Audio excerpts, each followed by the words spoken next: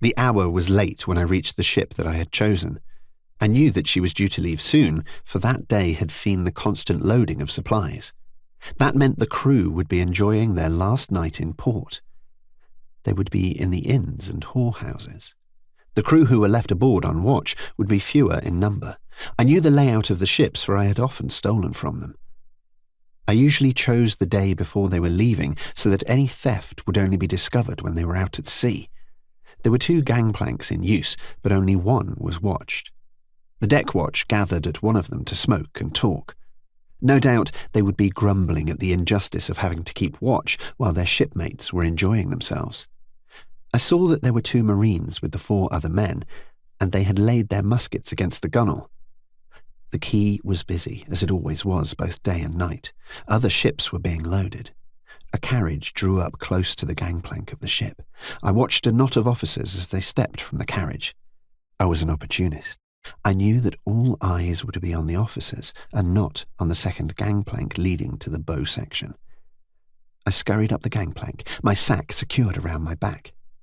I kept low and made no sound on the wooden plank. Reaching the deck, I paused to peer around the side.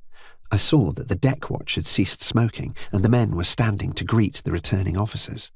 The 2 Marines had retrieved their muskets and were standing to attention. I had already decided the best place to stow away. There was an orlop deck below the places the crew slept and worked. It was used to store cables and as a hospital, should the ship see action.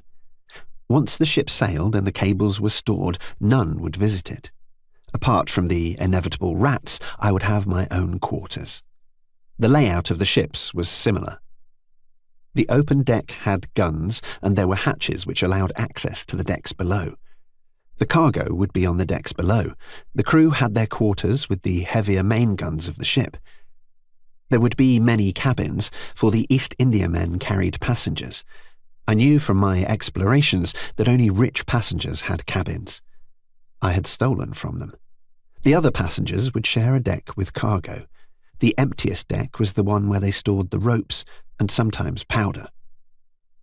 I waited as the officers came aboard, sheltering behind one of the guns that were secured to the deck. I was close enough to hear their words. "Welcome aboard, Captain." I paused to peer at the captain of the ship. I recognized him as he was the first to board. I had watched the ships long enough to know the protocol. The man stopped and peered along the deck.